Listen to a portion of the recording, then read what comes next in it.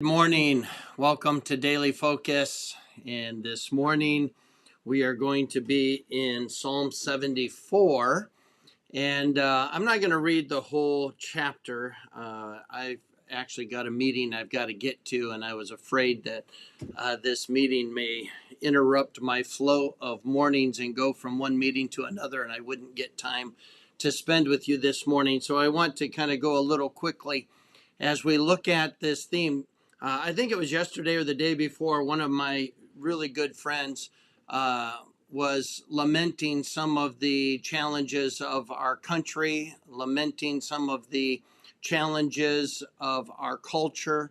And he concluded the text by saying, the amazing security that comes from acknowledging that man is just not in control. God is. And he was absolutely right. There seems sometimes to see things spinning out of control, and we sometimes wonder, why doesn't God do something? Why doesn't somebody do something? What is this that is going on? And so Psalm 74 is kind of like that. Asaph is writing again, and he says, "O God, why hast thou cast us off forever? Why does thine anger smoke against the sheep of thy pasture?" In other words, why are you letting this happen to us? Why are you letting evil people triumph? Why is this going on? And it goes on to talk about thine enemies roar in the midst of thy congregations. They set up their signs for signs. In other words, they just seem like they're running rampant and they're getting away with everything. And Asaph is lamenting a little bit of that. And he says in verse number 8, they said in their hearts, let us destroy them together. They have burned up all the synagogues of God in the land. We see not our signs. There is no more any prophet, neither is there among us any that knoweth how long. In other words, boy, this is just frustrating. And I look at some of the liberal agendas. I look at the liberal use of the FBI and some of the Banana Republic type of behavior that we're watching, and it's just nonsense. And we think to ourselves, is this still America?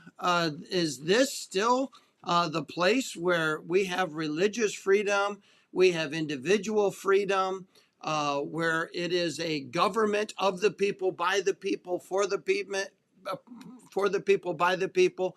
Or is this something that a few elites have taken over and they're running rampant with their own agendas? And sometimes we look around and we go, how long is this going to go on? How long can it last?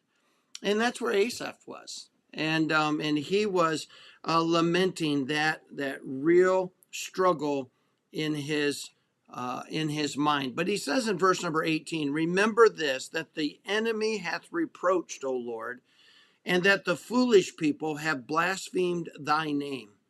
O deliver not the soul of thy turtle dove unto the multitude of the wicked. Forget not the congregation of thy poor forever. Have respect unto the covenant, for the dark place of the earth are full of the habitations of cruelty. O let not the oppressed return ashamed. Let the poor and needy praise thy name. Arise, O God, plead thine own cause. Remember how the foolish man reproached thee daily. Forget not the voice of thine enemies. The tumult of those that rise up against thee increase continually. Asaph turned to God and he's like, you know what? God is in control of all things. And I like in verse number 16 and 17 that he is going to remind himself of something. As he is wrestling through these wicked people, and they seem to just be able to continue their wicked, selfish agendas, he says in verse number 15, thou didst cleave the fountain and the flood, thou driest up mighty rivers. The day is thine, the night also is thine. Thou hast prepared the light and the sun. Thou hast set all the borders of the earth. Thou hast made summer and winter. God, every day I look out and it's light, and you gave us light. I look out at night and there's darkness, and you've allowed it to be refreshed with darkness. And the world is being refreshed. The world is functioning as you designed.